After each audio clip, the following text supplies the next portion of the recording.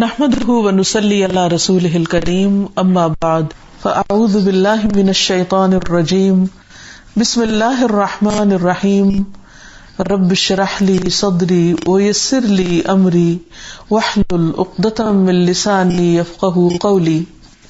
ناظرین، پروگرام اللہ کے خوبصورت نام کے ساتھ آپ کی خدمت میں حاضر ہے۔ آج ہم انشاءاللہ اللہ سبحانہ وتعالی کے نام الولی پر بات کریں گے۔ ولی کا معنی ہوتا ہے دوست، مددگار، ناصر، رفیق، پشت پناہ، مشکل وقت میں کام آنے والا۔ اللہ سبحانہ وتعالی اپنے دوستوں کا مددگار ہے اور ہر جگہ، ہر موقع پر، ہر وقت، ہر طرح سے کام آنے والا ہے۔ انسان کے لیے اس سے بڑی خوش قسمتی کی بات کوئی نہیں ہو سکتی کہ اس کا دوست اللہ ہو، اس کا مددگار اللہ ہو اور وہ اللہ سبحانہ تعالیٰ کی سرپرستی میں ہو، اور جب مشکل پیش آئے تو اسی کی پشت پناہی اس کو حاصل ہو۔ لیکن یہ کیسے ہوتا ہے، اس کے لیے ہمیں قرآن و سنت سے رہنمائی کی ضرورت ہے۔ تو آئیے ہم دیکھتے ہیں کہ اللہ سبحانہ تعالیٰ کس طرح اپنے بندوں کا دوست ہے۔ اسے بندوں کی دوستی کی ضرورت نہیں، وہ ہر چیز سے بے نیاز ہے، لیکن یہ بندوں کے لیے ایک بہت بڑے شرف کی بات ہے کہ اللہ سبحانہ تعالیٰ انہیں اپنی رحمت سے نوازتا ہے۔ قرآن مجید میں اللہ تعالیٰ فرماتے ہیں، أَلَمْ تَعْلَمْ أَنَّ اللَّهَ لَهُ مُلْكُ السَّمَاوَاتِ وَالْأَرْضِ وَمَا لَكُم مِّن دُونِ اللَّهِ مِن وَلِيٍّ وَلَا نَصِيرٍ۔ کیا آپ یہ نہیں جانتے کہ آسمانوں اور زمین کی فرما روائی اللہ ہی کے لیے ہے؟ یعنی ہر چیز کا مالک وہ ہے اور ہر چیز پر اسی کا حکم چلتا ہے، اور یہ کہ اللہ کے سوا تمہارا کوئی سرپرست اور مددگار نہیں، یعنی اگر وہ تمہاری مدد نہ کرے تو کوئی اور تمہاری مدد کر نہیں سکتا۔ تو اس سے یہ پتہ چلتا ہے کہ حقیقی دوست اور سرپرست دراصل اللہ سبحانہ تعالیٰ ہی ہے، لیکن لوگوں نے اللہ کو چھوڑ کر اوروں کو اپنا سرپرست بنا لیا، اوروں سے مدد چاہتے ہیں، اوروں سے دوستی ہے۔ تو اس کے بارے میں اللہ تعالیٰ فرماتے ہیں، ام اتخذوا من دونہ اولیاء، کیا انہوں نے اللہ کو چھوڑ کے اوروں کو اپنا مددگار سمجھ لیا، اوروں کو اپنا سرپرست بنا لیا ہے؟ فاللہ هو الولی، پس اللہ ہی دراصل دوست ہے، وہ دراصل مددگار ہے، وہ کارساز ہے۔ وہو یحیی الموتى، اور وہی مردوں کو زندہ کرتا ہے۔ وہو علی کل شیء قدیر، اور وہ ہر چیز پر پوری پوری قدرت رکھتا ہے۔ یعنی اللہ سبحانہ تعالیٰ ہی حقیقی معنوں میں تمہارا آقا ہے، سردار ہے، رب ہے، مالک ہے، تمہارے سارے کام بنانے والا ہے۔ لہٰذا یہ کیسے ہو سکتا ہے کہ تم اس سے منہ موڑ کر اس کی مخلوق کی طرف اپنی نظریں اٹھاؤ اور ان سے توقع رکھو کہ وہ تمہاری مدد کریں گے؟ اسی لیے اللہ تعالیٰ فرماتے ہیں، وَأَنذِرْ بِهِ الَّذِينَ يَخَافُونَ أَن يُحْشَرُوا إِلَىٰ رَبِّهِمْ لَيْسَ لَهُم مِّن دُونِهِ وَلِيٌّ وَلَا شَفِيعٌ لَعَلَّهُمْ يَتَّقُونَ۔ اور آپ اس وحی کے ذریعے ان لوگوں کو ڈرائیے، خبردار کیجیے جو اس بات سے ڈرتے ہیں کہ انہیں ان کے پروردگار کے ہاں اکٹھا کیا جائے گا، جس کے بغیر ان کا نہ کوئی حمایتی ہوگا اور نہ کوئی سفارشی ہوگا، اسی طرح شاید وہ پرہیزگار بن جائے۔ یعنی دنیا میں انسان پھر بھی اللہ سبحانہ تعالیٰ کو بھول کر زندگی بسر کر سکتا ہے، اپنے کام نکال سکتا ہے، لیکن ایک دن ایسا آنے والا ہے جب ہم سب اس دنیا کو چھوڑ کر اللہ سبحانہ تعالیٰ کی طرف واپس پلٹ کر جانے والے ہیں، اور وہاں اللہ کے سوا کوئی بھی پھر مددگار نہ ہوگا، اللہ کے اذن کے بغیر کوئی اور سفارش بھی نہ کر سکے گا۔ تو انسان کی عقل مندی اسی میں ہے کہ وہ دراصل اس کو دوست بنائے جو دنیا اور آخرت دونوں میں کام آنے والا ہے۔ قبر میں بھی اللہ سبحانہ تعالیٰ ایسے لوگوں کو اپنی ولایت سے، اپنی مدد سے نوازے گا جو دنیا میں اس پر ایمان لاتے ہیں اور اس کی توحید کو سچے دل سے مانتے ہیں، جیسا کہ فرمایا، یثبت اللہ الذین آمنوا بالقول الثابت فی الحیات الدنیا وفی الآخرہ، اللہ ثابت قدمی عطا کرے گا ان لوگوں کو جو ایمان لائے ایک پاک کلمے کے ذریعے اس دنیا میں بھی اور آخرت میں بھی۔ یعنی جب انسان پاک کلمے سے مراد لا الہ الا اللہ ہے کہ سب کی نگیشن کر کے انسان اپنا سارا اعتماد، توکل، بھروسہ اللہ سبحانہ تعالیٰ پر کر لیتا ہے اور اسی کو اپنا اصل مددگار سمجھتا ہے، تو پھر اللہ تعالیٰ اسے کہیں بھی تنہا نہیں چھوڑتا، کیونکہ اللہ سبحانہ تعالیٰ اپنے دوستوں کا دوست ہے اور اپنے دشمنوں کا دشمن ہے۔ براء ابن عازب کہتے ہیں کہ ابو سفیان نے احد کے دن کہا، ان لنا العزى ولا عزى لكم، بے شک ہمارے لیے عزا یعنی ایک بت ہے جو ہمارا مددگار ہے، اور تمہارا کوئی بھی عزا نہیں، یعنی تمہاری مدد کرنے والا کوئی نہیں۔ آپ نے فرمایا اس سے جواب کیوں نہیں دیتے؟ صحابہ نے عرض کیا، یا رسول اللہ صلی اللہ علیہ وسلم اس کا کیا جواب دیا جائے؟ آپ نے فرمایا یوں کہو، اللہ مولانا ولا مولا لکم، اللہ ہمارا مولا ہے، اللہ ہمارا دوست ہے، اللہ ہمارا ولی ہے، وہ ہے ہمارا سرپرست، وہ ہے ہمارا کام بنانے والا، وہ ہے ہماری مدد کرنے والا، اور تمہارا کوئی مولا نہیں، کیونکہ حقیقی مولا تو اللہ رب العزت ہی ہے۔ پھر یہ بھی یاد رہے کہ اللہ سبحانہ تعالیٰ اپنے انبیاء کا دوست ہے۔ پھر یہ کہ اللہ سبحانہ تعالیٰ اپنے انبیاء کا دوست ہے۔ جندب رضی اللہ عنہ فرماتے ہیں کہ میں نے رسول اللہ صلی اللہ علیہ وسلم سے آپ کی وفات سے 5 دن پہلے سنا کہ آپ فرما رہے تھے کہ میں اللہ تعالیٰ کے سامنے اس چیز سے بری ہوں کہ تم میں سے کسی کو اپنا دوست بناؤں، کیونکہ اللہ تعالیٰ نے مجھے اپنا خلیل بنایا ہے، جیسے کہ ابراہیم علیہ السلام کو خلیل بنایا تھا۔ خلیل کا معنی بھی دوست ہوتا ہے، اور اگر میں اپنی امت میں سے کسی کو اپنا خلیل بناتا تو ابو بکر رضی اللہ عنہ کو بناتا۔ تو اس سے یہ پتہ چلتا ہے کہ اللہ سبحانہ تعالیٰ اپنے انبیاء کو اپنی خاص دوستی سے نوازتا ہے، یعنی اللہ تعالیٰ ویسے تو سب کا ولی ہے، سب کا مولا ہے، لیکن خصوصی طور پر اپنے خاص بندوں کا، جن میں سب سے پہلے نمبر پر انبیاء آتے ہیں، لیکن ان کے علاوہ بھی باقی ایمان والوں کا بھی دوست ہے۔ قرآن مجید میں اللہ تعالیٰ فرماتے ہیں، اللہ ولی المؤمنین، اللہ ایمان لانے والوں کا ولی ہے، حامی و مددگار ہے، یعنی ان کی بھی مدد فرماتا ہے۔ اس لیے جب انسان اللہ تعالیٰ پر ایمان لے آتا ہے تو اسے چاہیے کہ پھر اللہ تعالیٰ کی مدد پر ہی بھروسہ رکھے کہ مشکل وقت میں وہی کام آئے گا۔ پھر اسی طرح اللہ سبحانہ وتعالیٰ متقین کا بھی دوست ہے۔ سورۃ الجاثیہ میں فرمایا، واللہ ولی المتقین، اور اللہ پرہیزگاروں کا دوست ہے، ان کی مدد فرماتا ہے۔ ویسے بھی اللہ تعالیٰ کا وعدہ ہے کہ اگر تم تقوی اختیار کرو گے تو وہ تمہیں وہاں سے رزق عطا کرے گا، وہاں سے تمہاری مدد کرے گا جہاں سے تم سوچ بھی نہیں سکتے، تمہارے وہم و گمان میں بھی نہیں ہوگا۔ اور تقوی کا معنی ہے کہ انسان ہر کام اللہ سے ڈرتے ہوئے کرے اور اللہ سبحانہ تعالیٰ کے سامنے جواب دہی کے احساس سے وہ کسی بھی غلط چیز کو اختیار نہ کرے، خواہ اس کے لیے وہ چیز کتنی بھی اٹریکٹیو کیوں نہ ہو۔ پھر اسی طرح اللہ سبحانہ تعالیٰ صالحین کے دوست ہیں، یعنی نیک لوگوں کے جو اچھے کام کرتے ہیں۔ سورۃ الاعراف میں فرمایا، ان ولی اللہ الذی نزل الکتاب وہو یتولی الصالحین، میرا سرپرست تو وہ اللہ ہے جس نے یہ کتاب نازل کی ہے اور وہی نیک آدمیوں کی سرپرستی فرماتا ہے۔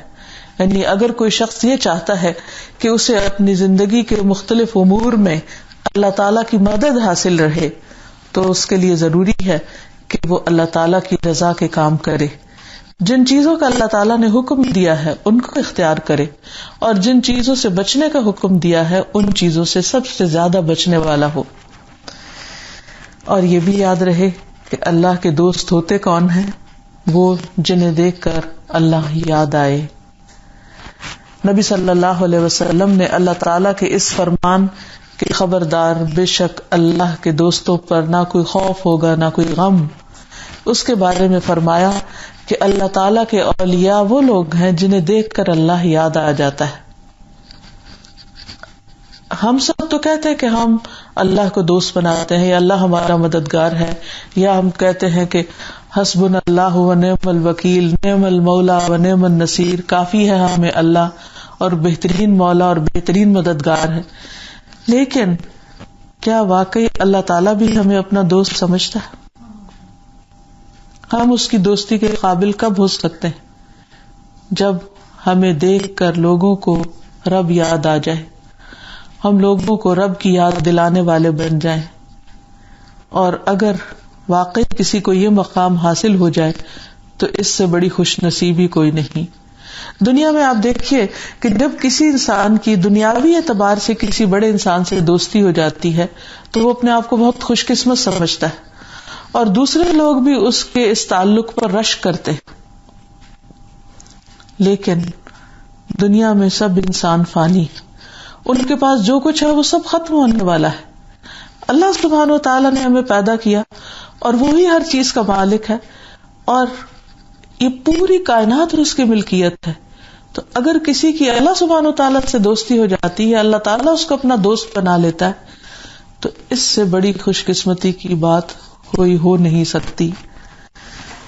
کیونکہ پھر اس کے بعد انسان کے لیے فائدے ہی فائدے ہیں. سب سے بڑا فائدہ یہ ہے کہ اللہ تعالیٰ ایسے لوگوں کو اندھیروں سے نکال لیتا ہے، گمراہی سے نکال لیتا ہے، بھٹکنے سے بچا لیتا ہے.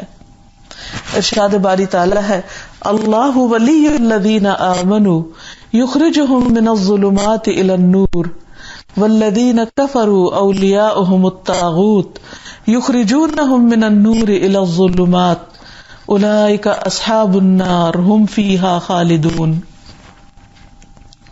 اللہ ان لوگوں کا دوست ہے جو ایمان لائے، وہ انہیں کفر اور شرک کے اندھیروں سے نکال کر اسلام کی روشنی کی طرف لے آتا ہے. جنہوں نے کفر اختیار کیا ان کے دوست طاغوت ہیں، یعنی شیطان ہیں، جو انہیں روشنی سے نکال کر اندھیروں کی طرف لے جاتے ہیں، یعنی بھٹکا دیتے ہیں، گمراہ کر دیتے ہیں. ایسے ہی لوگ دوزخ والے ہیں اور وہ ہمیشہ اس میں رہیں گے. یعنی انسان کے لیے اللہ تعالیٰ کی دوستی اور مدد اور سرپرستی کا سب سے بڑا فائدہ یہ کہ انسان سیدھے راستے پہ چلتا رہتا ہے. پھر اسی طرح جب انسان اللہ تعالیٰ کو پکارتا ہے ہدایت کے لیے، اور جب کبھی زندگی میں کچھ چیزیں انسان پر مشکل ہو جائیں یا کنفیوژن کریٹ ہو جائے، اس کے اللہ تعالیٰ کے راستے پہ چلتے وقت کوئی چیز مشکل نظر آنے لگے، تو ایسے میں جب بندہ اللہ کو پکارتا ہے تو اللہ تعالیٰ اس کے لیے راہیں آسان کر دیتا ہے. اور یہ تو ایک حقیقت ہے کہ جو بندہ سیدھی راہ چاہتا ہے اللہ تعالیٰ اس کو بھٹکنے نہیں دیتا، اس کو تنہا نہیں چھوڑتا، اسے اپنے راستے پر لے آتا ہے. فتح مکہ کے موقع پر اس سلسلے میں ایک واقعہ بہت مشہور ہے کہ کس طرح اللہ سبحانہ تعالیٰ نے مختلف لوگوں کو ہدایت دی. یہاں سے اس بات کو سمجھنا چاہیں تو تاریخ کا وہ مشہور واقعہ جو اکرمہ بن ابی جہل کے بارے میں ہے، وہ بہت ہی اس معاملے میں ہماری رہنمائی کرتا ہے. کہتے ہیں کہ فتح مکہ کے موقع پر اکرمہ کفر کی حالت میں بھاگ کر سمندر میں سوار ہو گیا. یعنی مکہ پہ جب نبی صلی اللہ علیہ وسلم کا قبضہ ہو گیا تو وہ ڈر کے مارے مکہ سے بھاگ گیا اور سمندر میں چلا گیا. اب جس کشتی پہ سوار ہوا تو کشتی طوفان کی زد میں آ گئی. کشتی والوں نے اس سے کہا کہ اب تم صرف اللہ کو پکارو، اس لیے کہ تم لوگوں کے معبود اس جگہ کچھ نہیں کر سکتے. یعنی سب بے بس اور مجبور اور بالکل ہیلپ لیس ہیں. اس پر اکرمہ نے جواب دیا کہ اللہ کی قسم، اگر دریا میں اس کے علاوہ مجھے کوئی نہیں بچا سکتا، یعنی اس سمندر میں مجھے صرف اللہ ہی بچا سکتا ہے اور معبود کام نہیں آ سکتے، تو خشکی میں بھی پھر اور کوئی نہیں بچا سکتا. یعنی اس بات سے ان کا ایک دم دل کھل گیا. کہنے لگے، اے اللہ، میں تجھ سے وعدہ کرتا ہوں کہ اگر اس مصیبت سے کہ جس میں پھنس گیا ہوں اگر تو مجھے بچا لے تو میں محمد صلی اللہ علیہ وسلم کی خدمت میں حاضر ہوں گا اور ان کے ہاتھ میں ہاتھ رکھوں گا، اور میں ضرور ان کو اپنے اوپر بخشش کرنے والا مہربان پاؤں گا. اور پھر یہی ہوا کہ وہ واپس کشتی کنارے لگی اور نبی صلی اللہ علیہ وسلم سے آ کر ملا اور مسلمان ہو گیا. بہت سی باتیں حقیقت پر مبنی ہوتی ہیں، لیکن ہم ان پر کان نہیں دھرتے، ہم ان کو سنجیدگی کے ساتھ سوچتے نہیں۔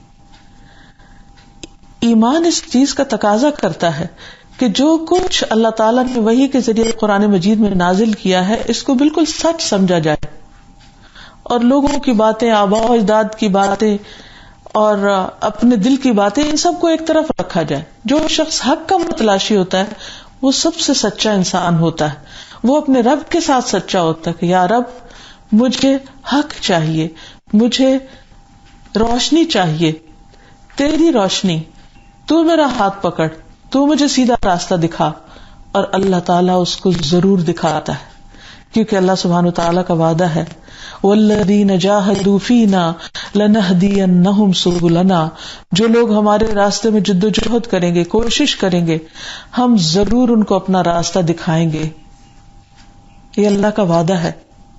ایک اور جگہ پر اللہ تعالیٰ فرماتے ہیں وَيَهْدِي إِلَيْهِ مَن يُنِيبُ، وہ ضرور رہنمائی کرتا ہے اس کی جو اس کی طرف رجوع کرتا ہے، جو اس کی طرف پلٹتا ہے، جو مانگتا ہے، جو طلب کرتا ہے۔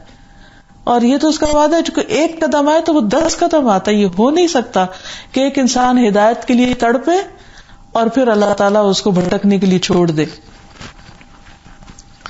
پھر یہ بھی یاد رہے کہ اللہ سبحانہ وتعالیٰ جن کا دوست ہوتا ہے ان کو کوئی خوف اور غم نہیں ہوتا۔ قرآن مجید میں آتا ہے الا ان اولیاء اللہ لا خوف علیہم ولا هم يحزنون الذین آمنوا وکانوا یتقون، سن لو جو اللہ کے دوست ہیں انہیں نہ کچھ خوف ہوگا اور نہ ہی وہ غمگین ہوں گے، جو ایمان لائے اور اللہ سے ڈرتے رہے۔ یعنی اللہ کے دوست کون ہیں؟ جو ایمان لا کر اللہ سے ڈرتے ہیں اور اس ڈر کی وجہ سے غلط کام چھوڑ دیتے ہیں، اللہ تعالیٰ کے ناپسندیدہ کاموں کو چھوڑ دیتے ہیں۔ نبی صلی اللہ علیہ وسلم نے ایسے لوگوں کے بارے میں بتایا، آپ نے فرمایا کہ اللہ کے بندوں میں کچھ لوگ ایسے بھی ہوں گے جو نہ نبی ہوں گے نہ شہید ہوں گے، مگر قیامت کے روز اللہ کے ہاں بلند مرتبہ منازل کی وجہ سے، یعنی بلند مقامات کی وجہ سے انبیاء اور شہداء بھی ان پر رشک کریں گے۔ صحابہ نے کہا ہے اللہ کے رسول آپ ہمیں بتائیے کہ وہ کون لوگ ہوں گے؟ آپ نے فرمایا یہ وہ لوگ ہوں گے جو آپس میں اللہ کی کتاب کی یا اللہ سے محبت کی بنا پر محبت کرتے تھے، یعنی ان کی دوستی اور ان کی محبت قرآن مجید کی وجہ سے تھی یا اللہ کی ذات کی وجہ سے، حالانکہ ان کا آپس میں کوئی رشتہ یعنی خونی رشتہ نہ تھا، نہ کوئی مالی لین دین تھا، کوئی بزنس نہیں۔ اللہ کی قسم ان کے چہرے پر نور ہوں گے اور وہ لوگ نور پر ہوں گے۔ جب وہ لوگ خوف زدہ ہو رہے ہوں گے، یعنی دوسرے لوگ جب خوف زدہ ہو رہے ہوں گے تو انہیں کوئی خوف نہ ہوگا، جب لوگ غمگین اور پریشان ہوں گے تو انہیں کوئی غم اور پریشانی نہ ہوگی۔ پھر آپ صلی اللہ علیہ وسلم نے اس آیت کی تلاوت فرمائی الا ان اولیاء اللہ لا خوف علیہم ولا هم يحزنون، خبردار سن لو بے شک اللہ کے دوستوں کو نہ کوئی خوف ہوگا اور نہ وہ غمگین ہوں گے۔ ایسے لوگوں کو اللہ کافی ہو جاتا ہے کیونکہ وہ اللہ کے دوست ہوتے ہیں۔ تو اس حدیث سے پتہ یہ چلتا ہے کہ اللہ کے دوست وہ ہیں جو اللہ کی خاطر آپس میں ایک دوسرے سے اللہ کی خاطر دوستی کرتے ہیں۔ ایسے لوگوں کو اللہ سبحانہ وتعالی کافی ہو جاتا ہے۔ ایسے لوگ جب کوئی ان سے دشمنی کرتا ہے یا کوئی انہیں پریشان کرتا ہے تو اللہ سبحانہ وتعالی کی طرف سے انہیں خاص مدد حاصل ہوتی ہے اور وہ تسکین میں ہوتے ہیں۔ بڑے سے بڑے غم کے موقع پر بھی وہ غم زدہ نہیں ہوتے، بلکہ ان کے دل میں اللہ کی مدد کا یقین ہونے کی بنا پر ایک امن اور قرار ہوتا ہے۔ اسی لیے اللہ تعالیٰ فرماتے ہیں واللہ اعلم باعدائکم، تسلی رکھو اللہ کو تمہارے دشمنوں کا خوب پتا ہے۔ وکفی باللہ ولیا، اللہ کا دوست ہونا کافی ہے۔ وکفی باللہ نصیرا، اور اللہ کا مددگار ہونا بھی کافی ہے۔ تو جس شخص کو یہ یقین ہو کہ میرا کوئی دوست ہے، سرپرست ہے، مددگار ہے اور وہ سب سے زیادہ طاقتور ہے، پھر اسے خوف اور غم کیوں ہوگا؟ کہ ضرورت یہ ہے کہ ہم اللہ کو اپنا دوست بنا لیں۔ اللہ سبحانہ وتعالیٰ ایسے لوگوں کو مایوسی سے بھی بچاتا ہے۔ فرمایا وَهُوَ الَّذِي يُنَزِّلُ الْغَيْثَ مِن بَعْدِ مَا قَنَطُوا وَيَنشُرُ رَحْمَتَهُ وَهُوَ الْوَلِيُّ الْحَمِيدُ، وہی تو ہے جو لوگوں کے مایوس ہونے کے بعد بارش برساتا ہے اور اپنی رحمت عام کر دیتا ہے، اور وہی دوست ہے حمد کے لائق، یعنی اللہ رب العزت. یعنی حالات جب ایسے ہو جاتے ہیں، جب ہر طرف ایک پریشانی اور مایوسی سی پھیلی بھی ہوتی ہے، تو اللہ کے بندے اللہ پر ایمان لانے کی وجہ سے اطمینان میں رہتے ہیں، اور اللہ تعالیٰ ان کے ظاہری حالات کو بھی درست فرما دیتا ہے، مشکلات میں ان کی مدد فرماتا ہے. جابر رضی اللہ عنہ نے بیان کیا کہ ان کے والد شہید ہو گئے تھے، یعنی جنگ احد میں، اور وہ مکروز تھے. وہ کہتے ہیں کہ میں نبی صلی اللہ علیہ وسلم کی خدمت میں حاضر ہوا اور میں نے عرض کیا کہ میرے والد اپنے اوپر قرض چھوڑ گئے ہیں، ادھر میرے پاس سوائے اس پیداوار کے جو کھجوروں سے ہوگی اور کچھ بھی نہیں، اور اگر اس پیداوار سے قرض اتاروں تو اس کی پیداوار سے تو برسوں میں قرض ادا نہیں ہو سکتا، اس لیے آپ میرے ساتھ تشریف لے چلیے تاکہ قرض خواہ آپ کو دیکھ کر مجھ سے بدزبانی نہ کرے. آپ تشریف لائے لیکن وہ قرض خواہ نہیں مانے، تو آپ کھجوروں کے ڈھیر میں سے ایک کے چاروں طرف چلے اور دعا کی، یعنی نبی صلی اللہ علیہ وسلم نے. اسی طرح دوسرے ڈھیر کے آس پاس بھی چلے اور دعا کی.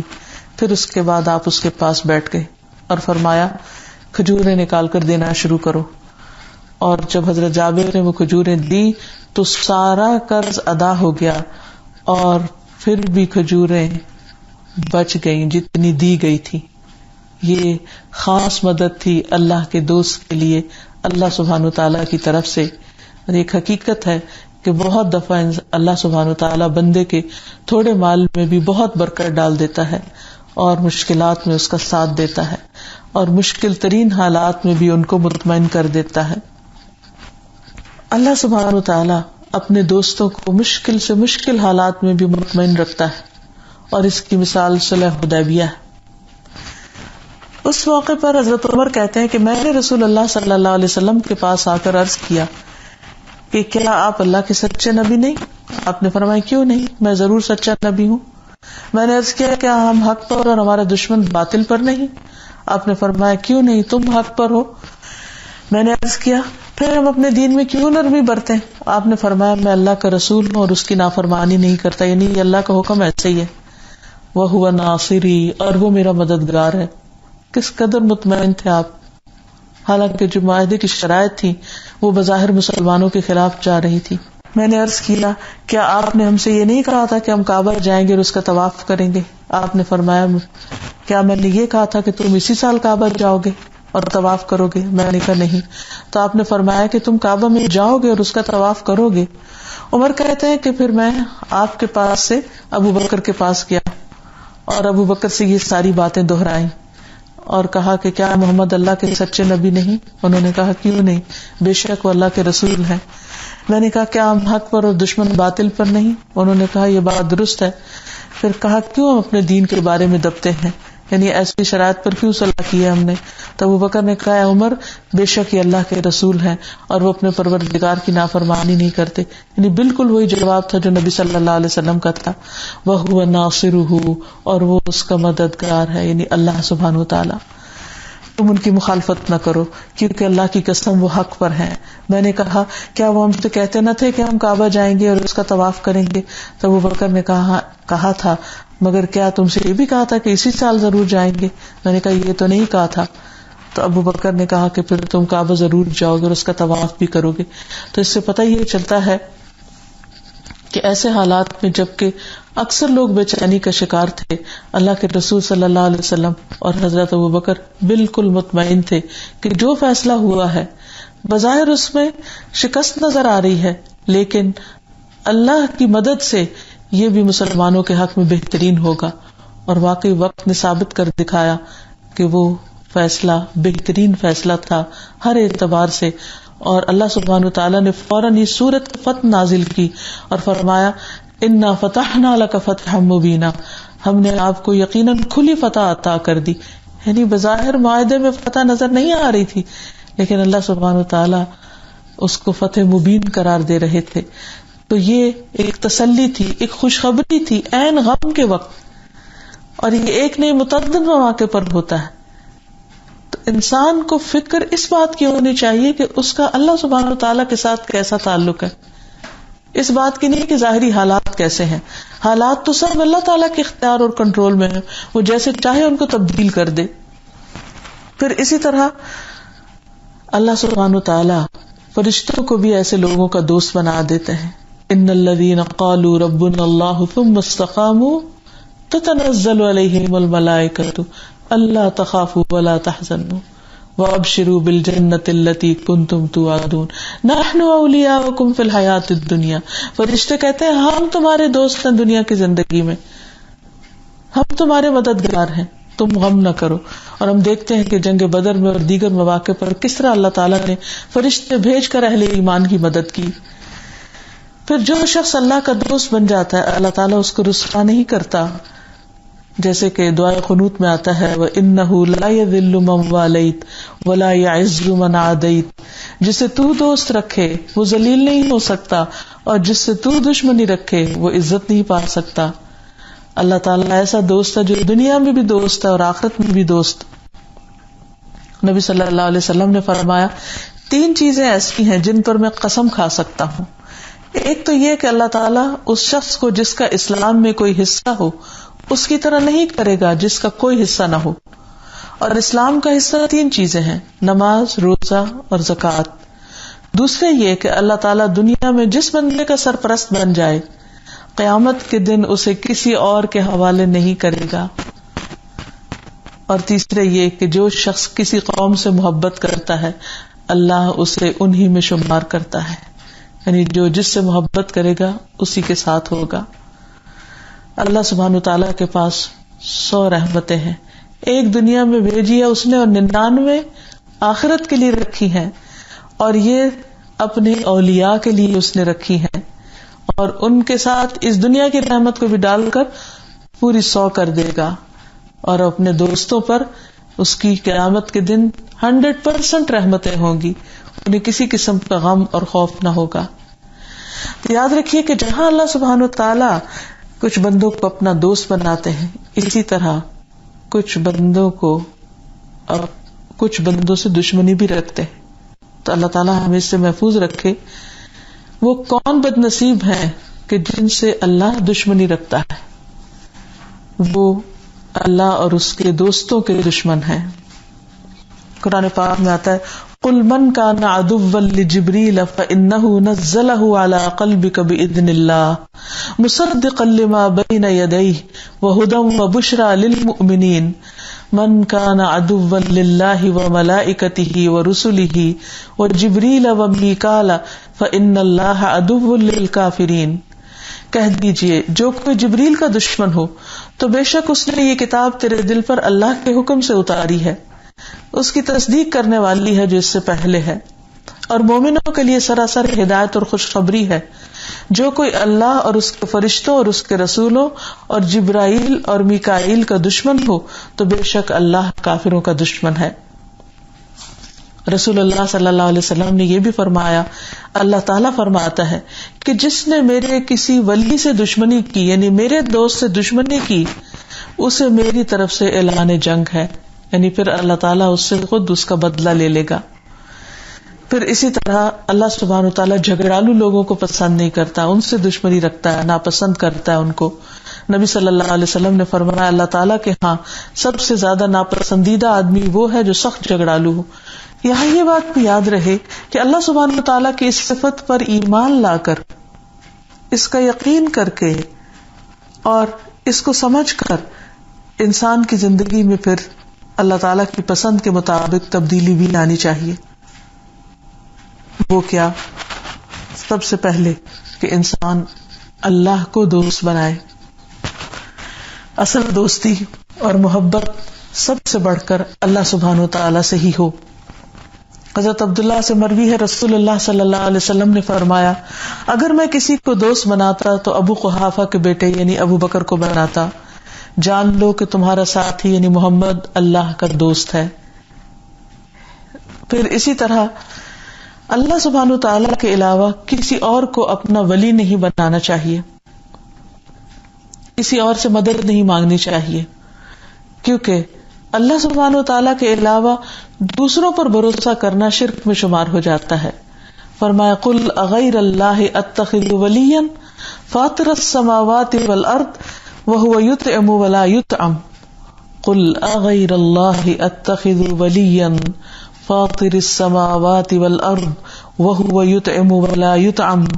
آپ ان سے کہیے کیا میں اللہ کو چھوڑ کر کسی اور کو سرپرست بناؤں جس نے آسمان و زمین کو پیدا کیا ہے اور سب کو کھانا کھلاتا ہے اور کسی سے کھانا لیتا نہیں ہے؟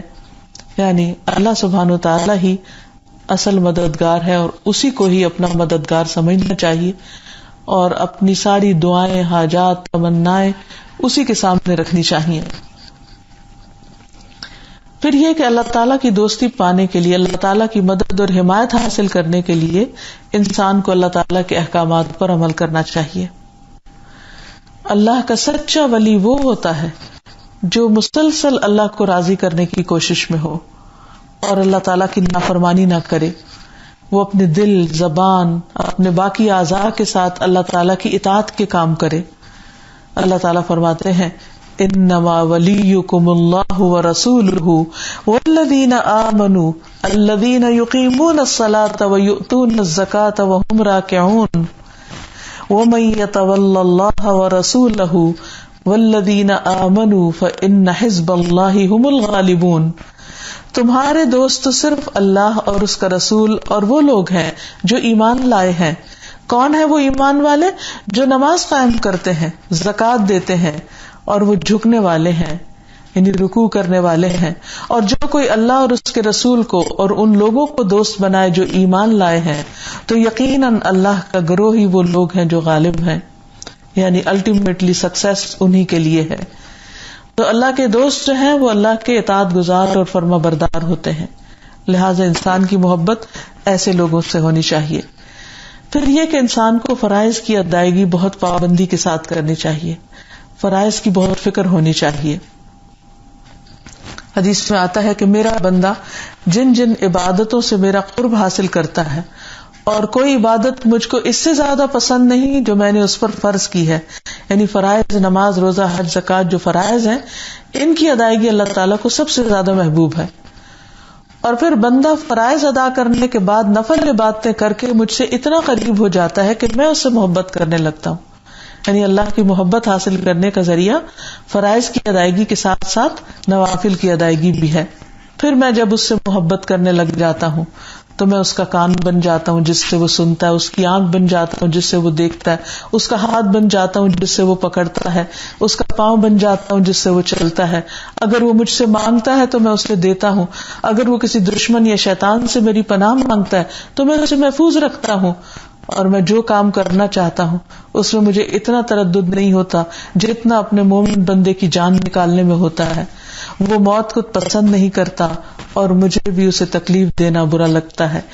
دیکھیے کہ اللہ سبحانہ وتعالیٰ کی محبت جس کو حاصل ہو جائے پھر اس کے کیا کہنے، اور اس کے لیے فرائض اور نوافل کی ادائیگی ضروری ہے۔ پھر اس کے ساتھ ساتھ حرام کاموں سے بچنا ضروری ہے۔ نبی صلی اللہ علیہ وسلم نے فرمایا حرام کاموں سے بچو، تم سب سے بڑے عبادت گزار بن جاؤ گے۔ پھر ساری زندگی اللہ کے لیے وقف کرنا، اللہ ہی کی اطاعت میں گزارنا، جیسے قل ان صلاتی و نسکی و محیای و مماتی للہ رب العالمین، کہہ دیجئے بے شک میری نماز اور میری قربانی، میرا جینا اور میرا مرنا سب کچھ اللہ رب العالمین کے لیے ہے۔ ایسا شخص جو اللہ کا دوست ہوتا ہے یا اللہ کو اپنا دوست بنانا چاہتا ہے وہ ہر کام میں اللہ کی رضا کو سب سے پہلے رکھتا ہے کہ میرے اس عمل سے اللہ راضی بھی ہے یا نہیں۔ وَمِنَ النَّاسِ مَن يَشْرِي نَفْسَهُ ابْتِغَاءَ مَرْضَاتِ اللَّهِ وَاللَّهُ رَءُوفٌ بِالْعِبَادِ، اور لوگوں میں سے کوئی ایسا ہے جو اللہ کی رضامندی تلاش کرنے کے لیے اپنی جان بیچ ڈالتا ہے۔ اللہ بندوں پر بے حد نرمی کرنے والا ہے، یعنی اللہ کی رضا کی خاطر وہ اپنی جان کی بھی پرواہ نہیں کرتا۔ پھر اسی طرح ایسا شخص لوگوں سے آگے بڑھ کر ملتا ہے، سلام کرنے میں پہل کرتا ہے، اس کے اندر کوئی غرور اور تکبر نہیں ہوتا۔ نبی صلی اللہ علیہ وسلم نے فرمایا لوگوں میں اللہ کے نزدیک سب سے زیادہ وہ شخص قریب ہے جو سلام کرنے میں پہل کرتا ہے، یعنی لوگوں کی کیئر کرنے والا، پھر نیک اعمال کرنے والا. فرمایا لہم دار السلام عند ربہم وہو ولیہم بما کانوا یعملون، ایسے لوگوں کے لیے ان کے پروردگار کے ہاں سلامتی کا گھر ہے، اور ان کے نیک اعمال کرنے کی وجہ سے وہ ان کا سرپرست ہے. اور پھر انسان کو ہر مشکل میں اللہ ہی کو پکارنا چاہیے. پھر جن لوگوں سے انسان دوستی کرے وہ بھی سوچ سمجھ کے کرنی چاہیے، کیونکہ انسان اپنے دوست کے دین پر ہوتا ہے. آپ نے فرمایا کہ تمہیں چاہیے کہ غور کرو کس سے دوستی کر رہے ہو. انسان ایمان والوں کو دوست بناتا ہے، نیک لوگوں کو دوست بناتا ہے، کیونکہ دوستوں کی صحبت میں انسان کے ایمان میں اضافہ ہوتا ہے. وہ اللہ کے دوستوں سے جڑ کر رہتا ہے، وہ تقوی والوں سے دلی تعلق رکھتا ہے، کیونکہ اسے معلوم ہے قیامت کے دن سب دوستیاں دشمنیوں میں بدل جائیں گی سوائے اس کے جو تقوی پر بیسڈ ہوں. الاخلاء یومئذ بعضهم لبعض عدو الا المتقین، اس دن متقین کے علاوہ سب دوست ایک دوسرے کے دشمن بن جائیں گے.